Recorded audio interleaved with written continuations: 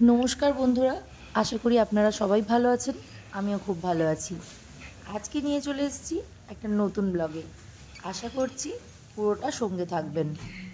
তুমিও নেমে যাও শোনা, বাবার কাছে চলে যাও। সুন্দর করে সবাই মিলে সাজুগুজু করে শ্বশুরবাড়ির সবাইকে নিয়ে সন্ধ্যাবেলা দাদার বাড়িতে এসে হাজির হয়ে গেছি। কেন এসেছি, কেন এত সুন্দর করে সাজুগুজু করেছি, সেটাই তোমাদেরকে বলবো। দাদার বাড়িতে ছিল বাৎসরিক কালী পূজা, আর সেই কালী পূজা উপলক্ষেই ছিল মহোৎসব হরিনাম, মহাপ্রভুর নাম সংকীর্তন। পূজা ছিল শনিবার। সন্ধে না হতে হতেই বাড়িটা যেন গম গম করছিল। চারিদিকে বাড়ির আশেপাশে, বাড়ির মধ্যে আত্মীয় স্বজনদের ভিড়, একদম সমাগমে বাড়ি যেন ভর্তি হয়েছিল। বাড়িতে কোনো অনুষ্ঠান হলে খুব আনন্দ হয়, কত লোকজনের সাথে দেখা হয়। বাড়ির আত্মীয়দের সাথে দেখা তো আজকাল হয়ই না। যখন কোনো অনুষ্ঠান হয় এই রকম, তখনই দেখা হয়, নইলে আলাদা করে গিয়ে দেখার মানুষের আর সময় নেই। আজকে যে দেখছো ঠাকুর রং হচ্ছে, এটা গত কয়েকদিন থেকেই হচ্ছে, কিন্তু এটা ছিল বৃহস্পতিবারের রাত। বৃহস্পতিবারের রাতে ঠাকুরের লাস্ট ফিনিশিং হচ্ছিল।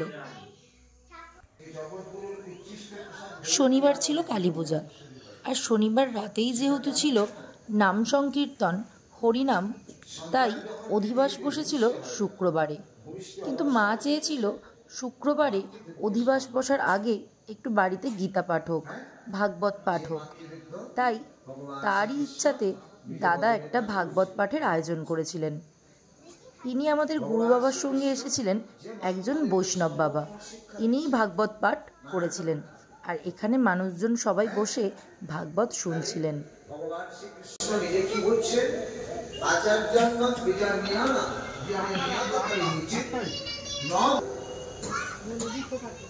শ্রীকৃষ্ণ উদ্ধারকে বলছেন, হে উদ্ধার, আমার সঠিক কোনো রূপ নাই। অর্থাৎ তুমি যে যাকে ভগবান এখানে পূজা করবে, সেটা একটি দেহ মাত্র। সে আজে সেখানে আমি গুরু রূপে প্রকট হয়ে থাকি। অর্থাৎ সেবা যদি কারো করো তো গুরুদেবের করো, পূজা যদি কারো করো তো গুরুদেবের করো। দুটি কথা আমাদের এই সংসারকে বলে দিয়ে গেছে। এই দুটি কথা কি? একটি গুরু সেবা আর একটি বৈষ্ণব সেবা। একটি গুরু সেবা আর একটি বৈষ্ণব সেবা। বৈষ্ণব সেবা বলতে কি বোঝায়? বৈষ্ণবকে ভোজন করালে সেটা বৈষ্ণব সেবা করা। হ্যাঁ, গাছকে জল ঢাললে সেটা গাছের সেবা হয় না, গাছের পরিচর্যা। তাই বৈষ্ণবকে, বৈষ্ণবের পরিচর্যা, তার সেবা, তাকে সুস্থ করা, সেটাই হচ্ছে বৈষ্ণব সেবা। বাড়িতে যদি একটি বৈষ্ণব আসে, আমি যদি তাকে একটু জল মিষ্টি দিয়ে মনে করলাম যে আমি বৈষ্ণবকে সেবা দিলাম, বা এটা ভুল ধারণা। তার পদে ধৌত এবং তার পদের রেণু দ্বারা নিজেকে ভূষিত করা, সেটাই হচ্ছে বৈষ্ণব সেবা। শ্রীমদ্ ভাগবতে বলা আছে, বলি মহারাজকে বামন অবতারে ভগবান বলছেন যে, হে বলি, নিত্য প্রাত উত্থায় জন্য বৈষ্ণব নাম তো কীর্তনা তস্মাদিতে মহাভাগবতা কৃষ্ণ তুল্য কালো বলে। অর্থাৎ কলিযুগে যে নিত্য বৈষ্ণবে আচরণ বন্ধন করে থাকে, কলিযুগে সে ভগবান শ্রীকৃষ্ণের সমান। ভগবান সমস্ত জায়গায় বলেছেন যে আমার হইতে আমার ভক্ত। তাই ভগবানের অগ্নি গুরু সেবা এবং বৈষ্ণব সেবা, অর্থাৎ যিনি গুরু তিনি বৈষ্ণব। ভগবান শ্রীকৃষ্ণ অর্জুনকে কি বলছেন? বৈষ্ণব পরম ধর্ম, বৈষ্ণব পরমন্তব, বৈষ্ণব পরমারাধ্য, বৈষ্ণব পরম গুরু। বৈষ্ণবান ভজবন্তে ভজাসন্ন দেবতা পুনন্তি বৈষ্ণবমা সর্বে সর্বদেব নিরঞ্জন। ভগবান শ্রীকৃষ্ণ অর্জুনকে বলছে, হে অর্জুন, তুমি যদি বৈষ্ণবের সেবা অর্চনা পূজা করো, তুমি একাধিক ভাবে যদি কোনো দেব দেবী পূজা করে থাকো, তাদের সংসারের সবকিছু। মন্দিরে ভাগবত পাঠ হচ্ছিল, আর এখানে সাজানো হচ্ছিল অধিবাসের আসর। গুরু বাবা সমস্ত অধিবাসের যাবতীয় যা কিছু রিচুয়ালস আছে সেগুলো সমস্ত কিছু জোগাড় করছিলেন, আর দাদা সাজাচ্ছিল এই আসরটা। দাদা বলতে আমার মাসির ছেলে সুমন দাদা। প্রত্যেক বছর এই আসর সাজানোর দায়িত্বটা ওকেই নিতে হয়। অধিবাসের সমস্ত আয়োজন তৈরি হয়ে গিয়েছিল, আর এখানে সংকল্পের জন্য দাদা, বৌদি আর মাকে গুরু বাবা ডেকে নিয়েছিল।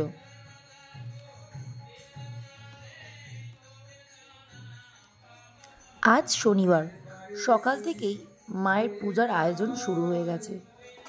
মায়ের পূজার এত জোগাড়, সেই সকাল থেকেই জোগাড় হয়ে যাচ্ছে। ঠাকুরমশাইরা তাদের পূজার জন্য সমস্ত কিছু আয়োজন করছে, মা ফুল সাজাতে ব্যস্ত, আর ঠাকুরমশাইয়ের সাথে যা যা লাগছে সেগুলো সমস্ত রেডি করে দেওয়ার জন্য রায়পুরের মা, আমার শাশুড়ি মা, মাম্মাম এরা বসেছিল। আমি শুধু ভিডিও করছিলাম না, আমিও কাজ করছিলাম। কাজের ফাঁকে একটু সবার ভিডিও করছিলাম।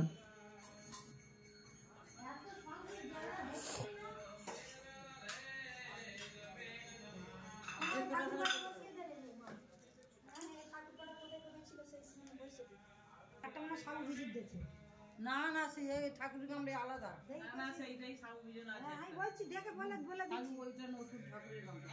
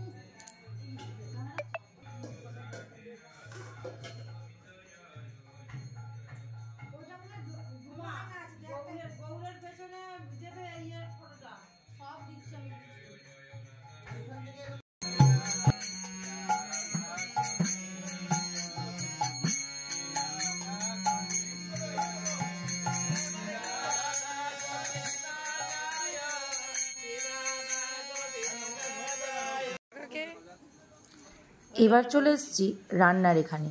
রান্নার এই কাকু কাকিমারা আমাদের গত কয়েক বছর থেকেই আমাদের অনুষ্ঠানগুলোতে রান্নাবান্না করছে, তাই ওনাদের সাথে একটা আত্মীয়র মতো সম্পর্ক হয়ে গেছে।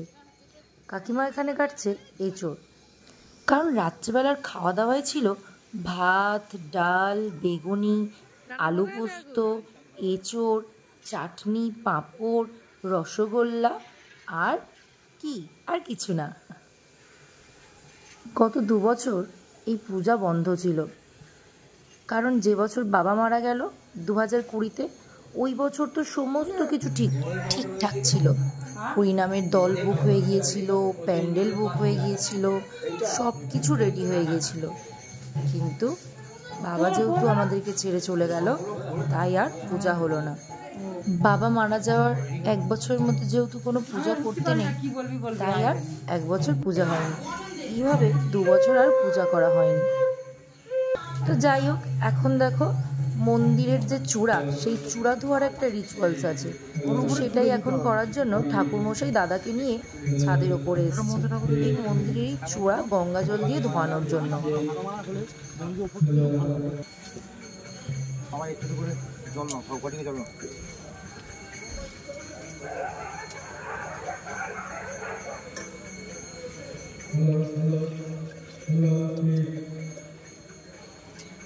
পুজো দিতে হবে না, আগে পুজো থেকে ওই ওখানে দাও, ওপরেই যাবো, অসুবিধা হবে না, এমনি হাত দিয়ে পুজো দাও, ঠিক আছে? এইটাই উঠলে তো হবে। তুমি এইটাই ওঠো, দাঁড়াও, এইটাই ওঠো, উঠে যতদূর হাত যাবে সেরকম দেবে, ইচ্ছে হবে।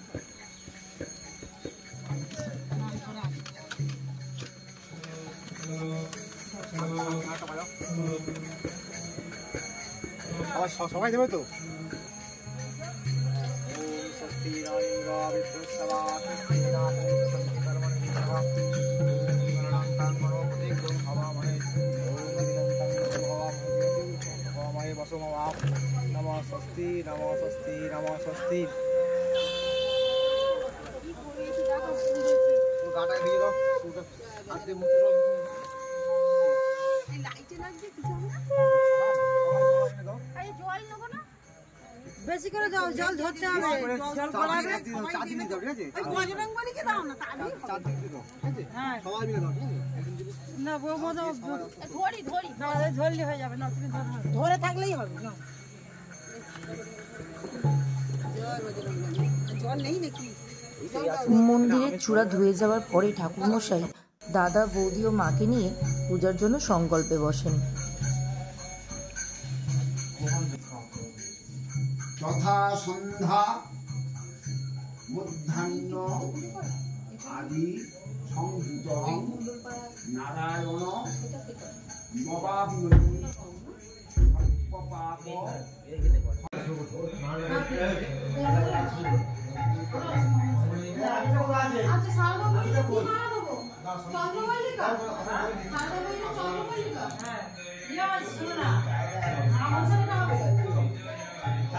একদম সাপের মাথা থেকে নিচে পড়বে। এই ছিল সন্ধ্যাবেলার ভিউ।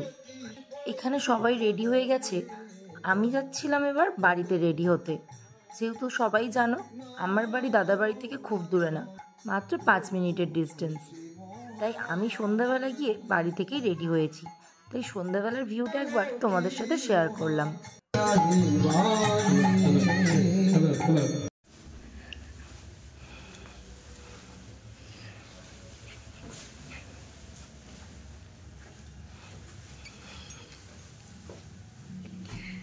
তুমিও নেমে যাও শোনা, বাবার কাছে চলে যাও। এবার সবাই রেডি হয়ে গেছি, এবার চলে যাচ্ছি। এসে দেখি বাড়িতে লোকজন, আত্মীয় স্বজন হ্যাঁ, চশমাটা নে। ভর্তি। বাচ্চারা ভালো গাইছে।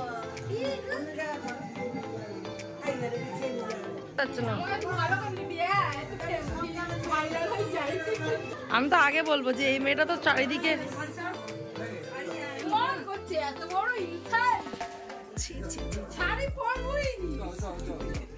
এই দেখা বড়, এই দেখাবি তো, এই তো তুমি ঘুরতে যাবে না? ঘুরতে যাবে না? একবার বলো তো, ঘুরতে যাবে না? পোজ দিচ্ছ, ছবি তুলে তুলে অভ্যাস তোর ছোট থেকে, খুব সুন্দর। হ্যাঁ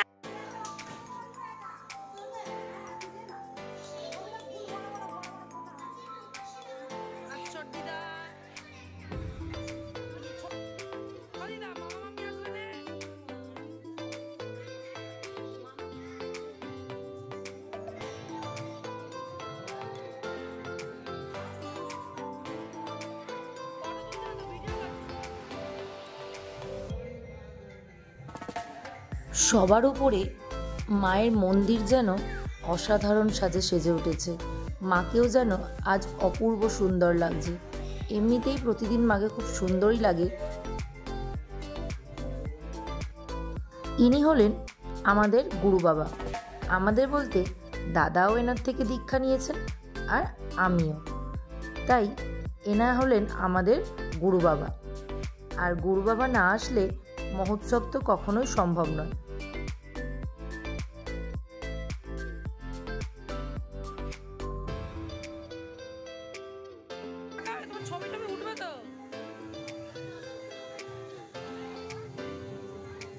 মন্দিরে চলো, মন্দিরে, মন্দিরে ভালো উঠবে। নয় দিয়ে ঘোরো, আর একটু আলোতে চলো, আর একটু আলোতে চলো, না ঘোরো, না ঘোরো ঘোরো ঘোরো। ঋদ্ধিকে যখনই দেখি তখনই নাচতে ব্যস্ত। জানি না এত এনার্জি ও কোথা থেকে পায়। ছোট্ট মানুষ সবসময় নাচতেই ব্যস্ত। তুমি যে কাজ করেছো প্রমাণ আছে তো, বাকিরা কাজ করেছো প্রমাণ আছে। মামাম বলো। বাবা তোমাদেরকে কি সুন্দর সুন্দর লাগছে তো।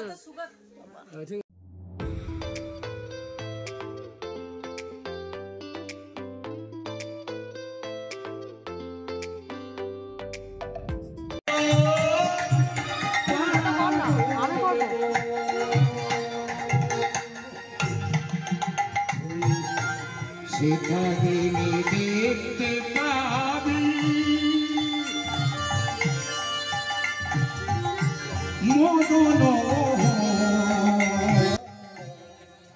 সন্ধ্যাবেলা 7টা থেকে এই ছোট্ট বাচ্চা মেয়েটার হরিনাম ছিল। বাচ্চাটা সত্যি বলতে খুবই সুন্দর গান করেছে। এত ছোট বয়সে এত সুন্দর নিখুঁতভাবে গানটা করেছিল, সবাই ওর প্রশংসা করেছিল। আমিও আশীর্বাদ করি যেন ও আরও অনেক বড় হয়।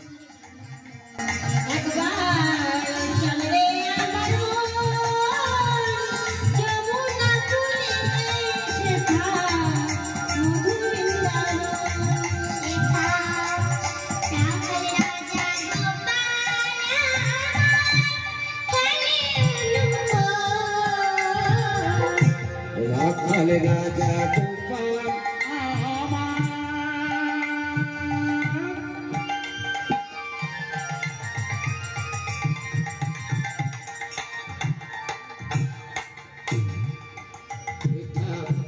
রাখাল রাজা গোপাল আমার খালি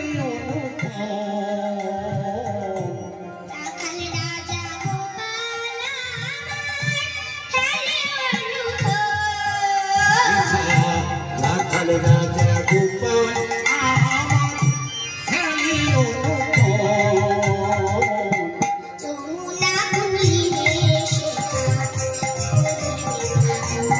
একবার চলবে আমার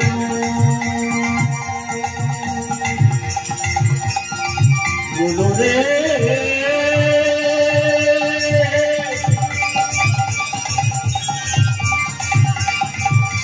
চলো দুজনে দেখা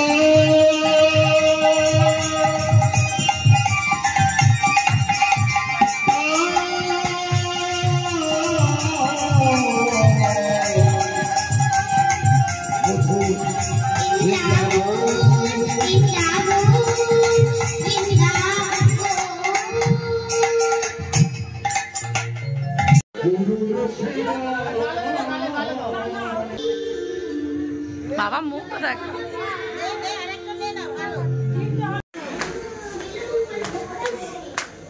ঠান্ডা লাগছে মানে তো মুখটা এরকম করে আছে কেন? মন খারাপ কেন আজকে? অন্য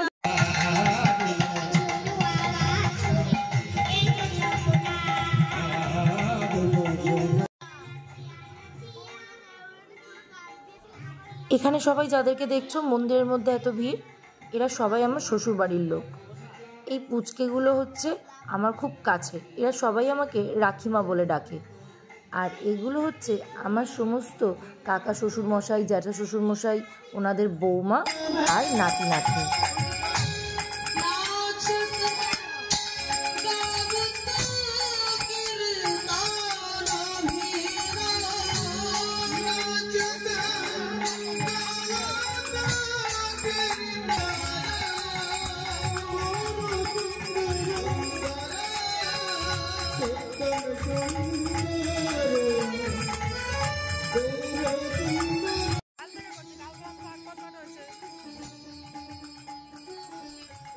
এই কালো জামা পরে এটা হলো সুবীরদা।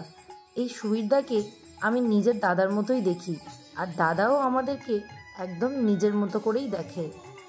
বাড়ির কোনো কাজ অনুষ্ঠান এই সুবীরদাকে ছাড়া চলেই না। এখানে বৌদি আর দিদি পরবর্তী দলকে তুলে দেওয়ার জন্য ওনাদেরকে মালা, চন্দনের টিপ এগুলো পরিয়ে দিতে এসেছিল। অনেকটাই রাত হয়ে গিয়েছিল, তাই এখন আমরা খেয়ে নিয়েছিলাম।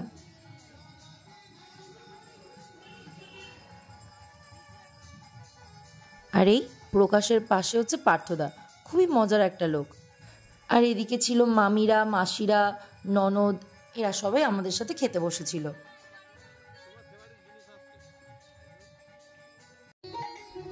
খেয়ে দে আবার একটু হরিনাম শুনতে চলে এলাম। ইনিও বেশ ভালোই গান করেছিলেন।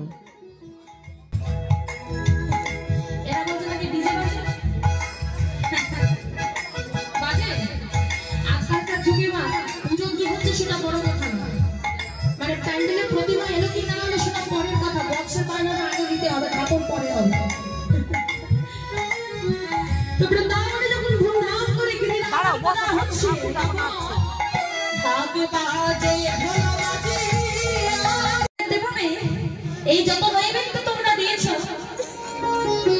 এই যত যত নৈবেদ্য দিয়েছ, তোমাদের সামনে বসে গিরিরাজ নিজের হাতে সেবা নেবে। অমায়েরা গিরিরাজ সেবা নেবে। আর দাদাকে দেখো অনেকক্ষণ পরে দর্শন পেলাম।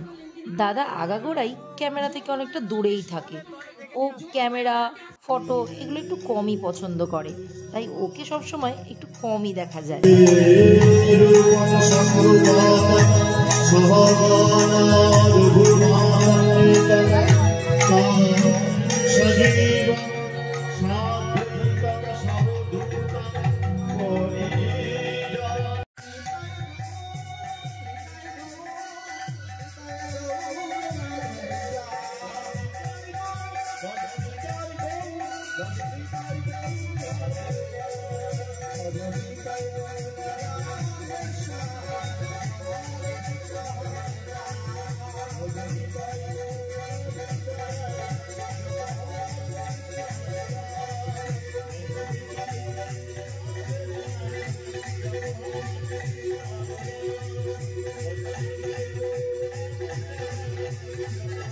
এখানে রাসলীলার জন্য এসেছিলেন সোমনাথ দাস।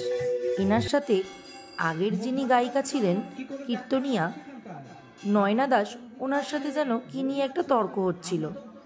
ঊর্ধ্বে কেউ যাবো না, শাস্ত্রীয় বইয়ের ঊর্ধ্বে আমরা যেতে পারি, আমার ইচ্ছা আমি গাইব।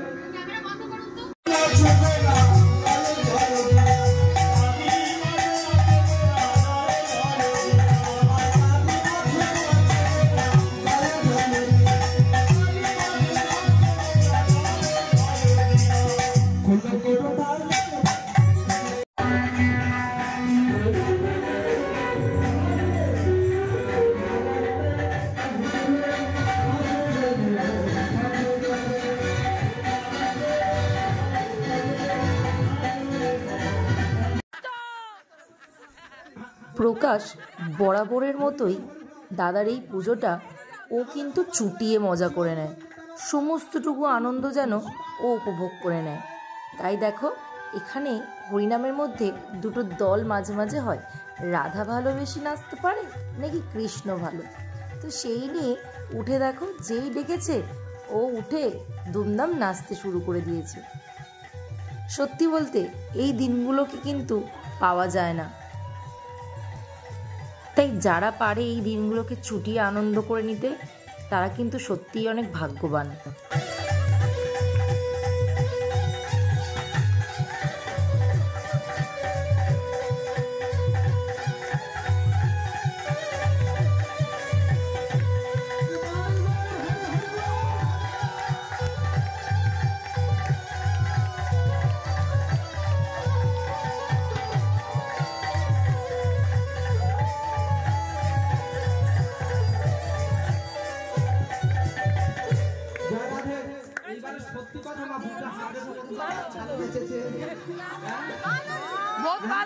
পঞ্চায়েতের হিসেব চলছে, তারপরেও এত সুন্দর নাচ।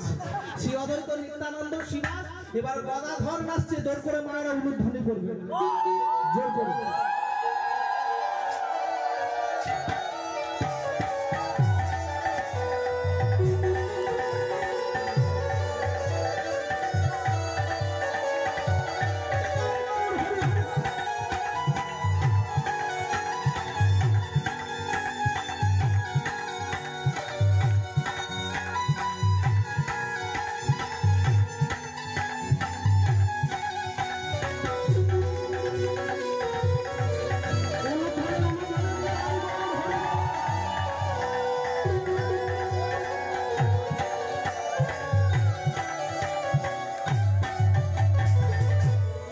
সবাই মিলে একে একে সবাই নৃত্য করছে।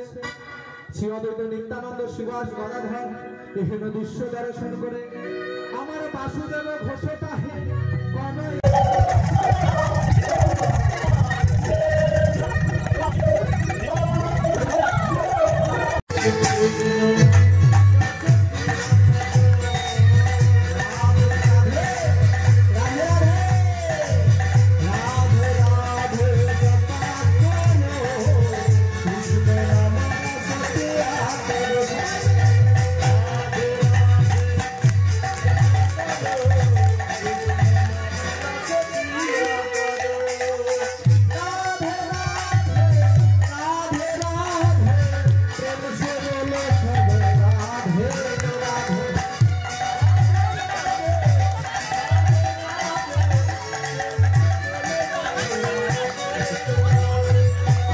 বৃন্দাবনের মায়েরা নৃত্য করে কেমন করে দেখাচ্ছি তাদের নৃত্যটা দেখলে আপনারা বুঝতে পারবেন উত্তরপ্রদেশের মায়েরা কেমন করে নাচে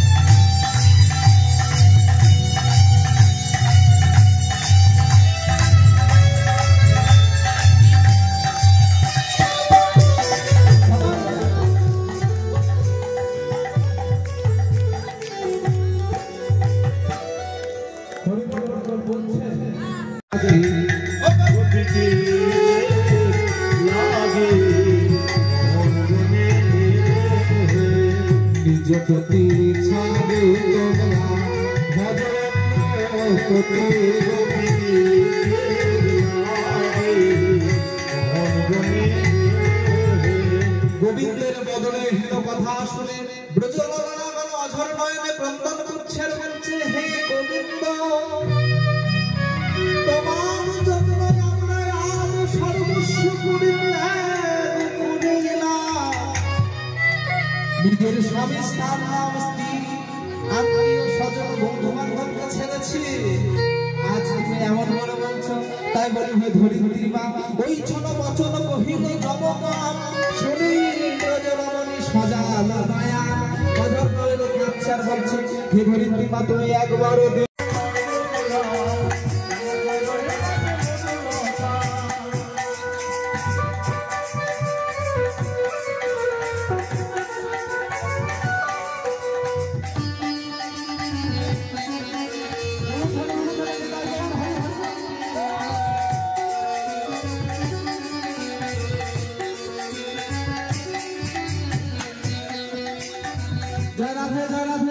নাচছে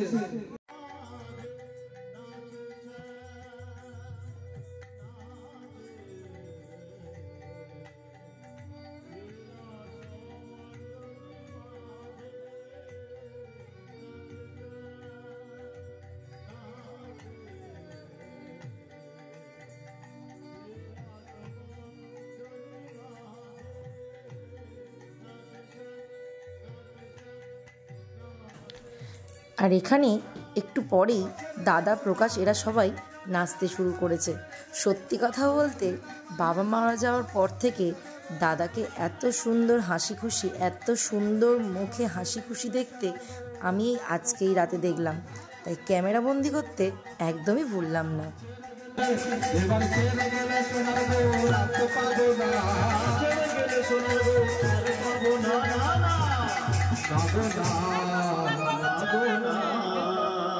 তোমার আপন করে রাখবো, যেতে দেব না। আপন করে রাখবো, যেতে দেব না। তোমার বাহু ধরে বাঁধবো, ছেড়ে দেব না।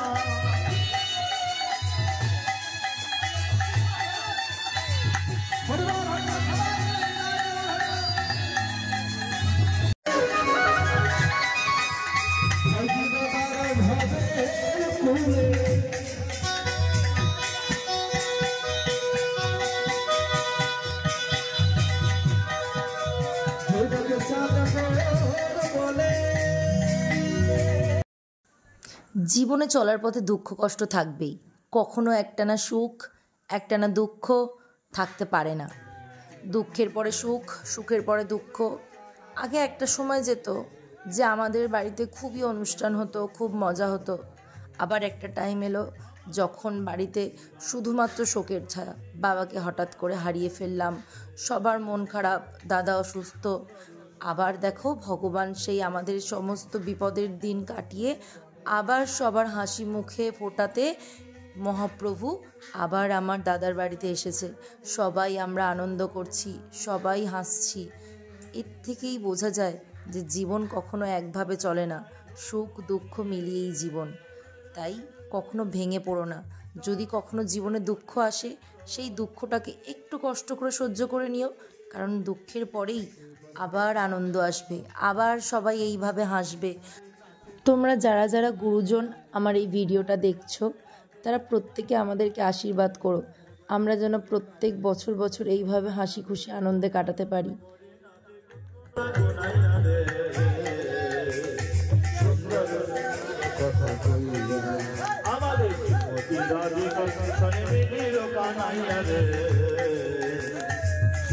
সুন্দর কথা কইয়া আবার ময়ূর বলে আই ময়ূরী চলো পেখনে দেলি তোরি। ময়ূর বলে আই ময়ূরী ময়ূরী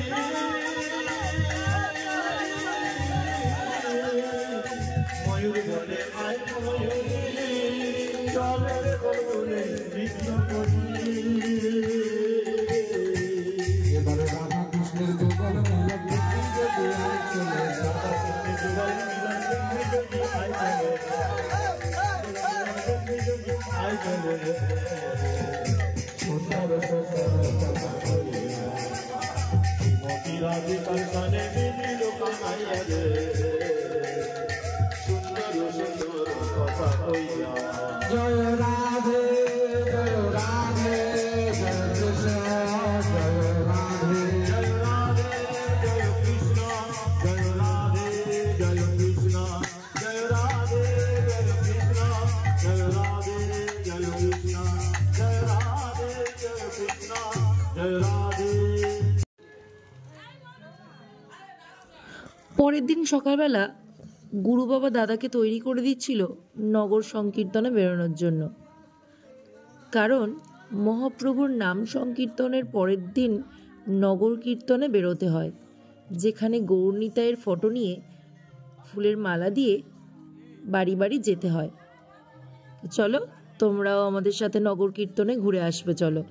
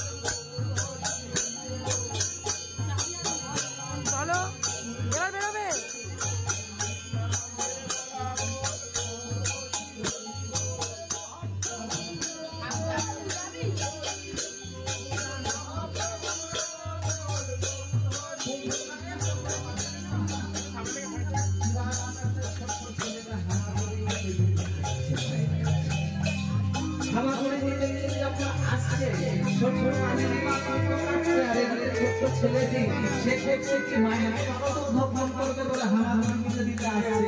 আর যখনই হামাগুড়ি দিতে দিতে আসছে মাঝির মা। শনিবারের পরের দিন রবিবারও একটা পালা ছিল, মানে হরিনামের পালা ছিল।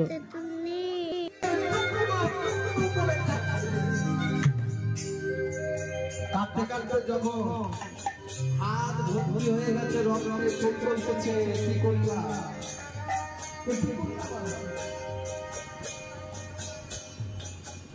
পাঁচের কীর্তন বন্ধ হয়ে যায়। এই আসতে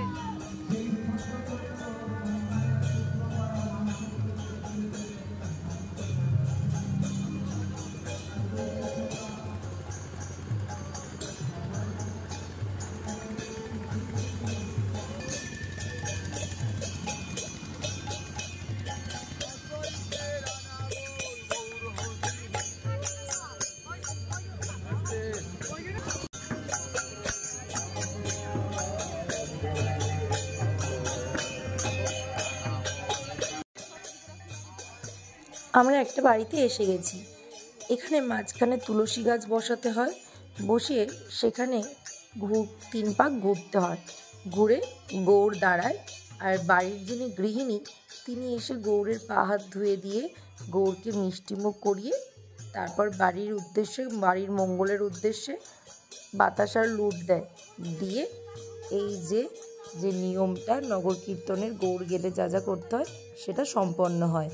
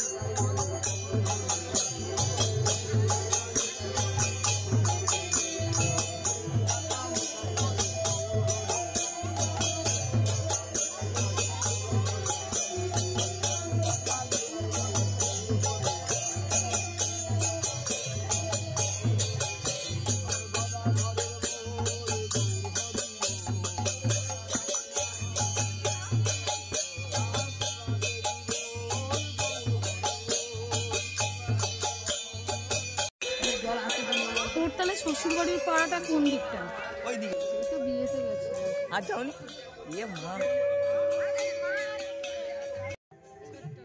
এই যে বাড়িটাতে যাচ্ছি এটা দাদার বাড়ির পাশেই ছিল একদম। আমি কখনো এদিকটাতে আসিনি, কিন্তু এদিকটা যে এত সুন্দর একটা পরিবেশ কখনো জানতাম না। দাদার সাথে নগর কীর্তনে এসেই জানতে পারলাম। খালের ওপর দিয়ে সাঁকো, চারিদিকে সবুজ, আর বাড়িটাতে বিভিন্ন ধরনের ফুল টুল চাষ করে বেশ দারুণ একটা পরিবেশ সৃষ্টি করেছিল। খুবই ভালো লাগছিল এই বাড়িতে।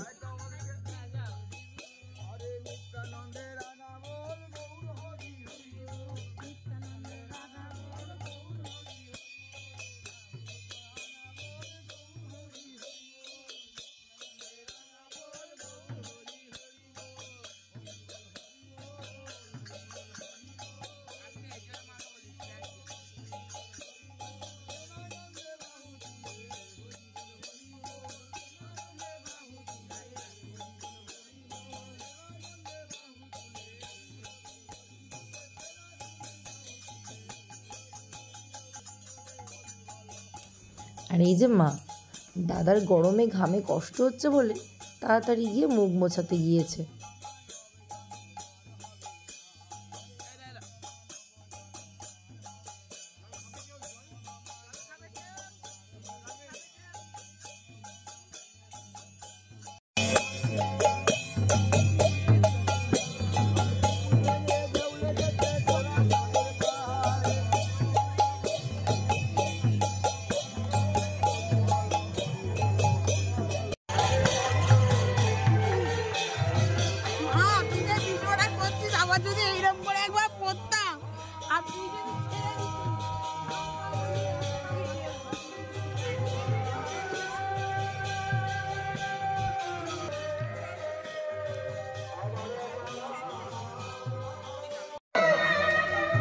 পার্বতী বললেন ভোলানাথ, পারলে আপনি সংহার করুন, তার কারণ ওদিকে আরো কয়েকটা বাড়িতে গিয়েছিল, সেই বাড়িগুলোতে আমি আর যাইনি। ওখান থেকেই নগর কীর্তন থেকে ওরা সবাই ফিরছে।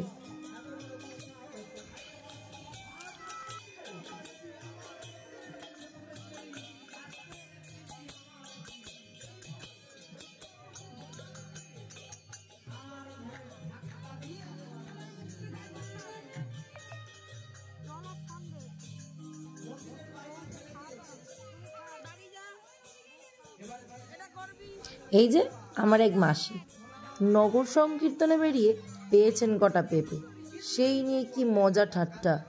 আমায় বলে আমাকে কিন্তু ভিডিওতে রাখবি আর এই পেঁপে সমিতি রাখবি, তাই নিয়ে ওনার আবদার রাখা হল। নগর সংকীর্তন ফিরে সবাই মিলে এখন যেখানে ভোগ বসেছিল সেই ঘরের মধ্যেই যাওয়া হচ্ছে। এখন এখানে দাদাকে কিছুক্ষণ বসিয়ে গৌরনিতাইকে হাওয়া করে গৌরনিতাইয়ের মিষ্টি মুখ করানো হবে।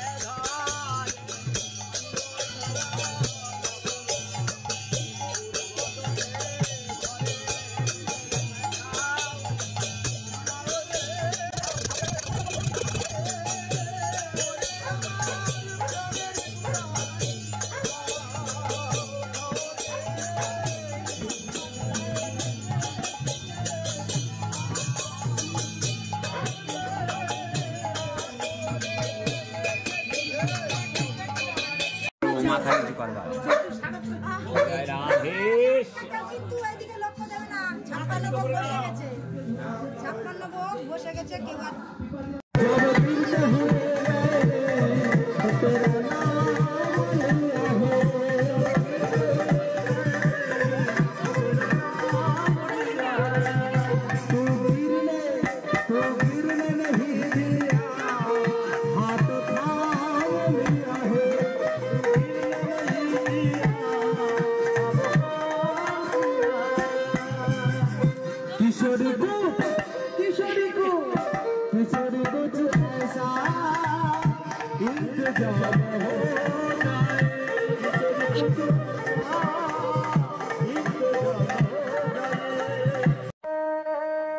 এখানে সকালবেলা মা এই কীর্তনিয়া দাদাকে ফল আর গীতা দান করতে উঠেছিল। এখানে এই দাদা একটা খুবই কষ্টের বিয়োগাত্মক গান করছিলেন, যেটার জন্য আমাদের সবারই মন ভারাক্রান্ত হয়ে গিয়েছিল। দাদা মা সবাই কেঁদে ফেলেছিলেন, এমনকি উনি নিজেও কাঁদছিলেন। কারণ এত সব আয়োজন, এত সব অনুষ্ঠান, এত সব কিছুর মাঝেও আমরা বাবাহারা। বাবার কথা মনে পড়তে সবাই মিলে কান্নায় ভেঙে পড়েছিলাম, কিন্তু প্রকৃতির নিয়ম যা সেটা তো মেনে নিতেই হবে। আবার চোখের জল মুছে সবাই মিলে স্বাভাবিক হয়ে গেলাম। এইভাবেই এই দাদা সবাইকে অশ্রুসিক্ত করে, সবার মনকে ভারাক্রান্ত করে হরিনামের পালা সংকীর্তন শেষ করেছিল। আমার এই ভিডিওতেই আমি অনেককেই ক্যামেরা বন্দি করতে পারিনি, অনেকেরই নাম নিতে পারিনি। তারা কখন এসছে, কখন হয়তো চলে গেছে যখন আমি ব্যস্ত ছিলাম। তো প্রত্যেককেই আমরা খুবই ভালোবাসি, প্রত্যেককেই খুবই সমাদর করি। সবাই আশীর্বাদ করবেন যেন এইভাবে প্রত্যেক বছরই আনন্দ করে সবাইকে নিয়ে আমরা কাটাতে পারি। হরিনামের সমস্ত পালা শেষে যে রিচুয়ালসটা থাকে সেটা হলো দধিভাণ্ড ফাটানোর আর বাতাসার লুট দেওয়া। তার আগে গুরু বাবা হরিনামের যে অধিবাসের যে শেষ হয়, দধিভাণ্ডর যে গান হয়, সেই সমস্তগুলো গেয়ে নিচ্ছিল। বৌদির পাশে নীল শাড়ি পরা উনি আমার বড় মাসি। গত কয়েকদিন ধরে বেচারি প্রচুর পরিশ্রম করেছে, আর এখনো দাদার সাথে কাঁধে কাঁধ মিলিয়ে দাঁড়িয়েও আছে। ঠাকুরের কাছে প্রার্থনা করি সবাই যেন এইভাবে একসাথে হাসি খুশিভাবে বাকিটা জীবন কাটিয়ে দিতে পারি, এইভাবে যেন প্রত্যেকে একসাথে আবার এক হতে পারি, এইভাবে আনন্দ করে দিনগুলোকে আবার কাটিয়ে দিতে পারি, আর এইভাবে দাদা বৌদির হাসি মুখটা সারা জীবন যেন দেখতে পারি।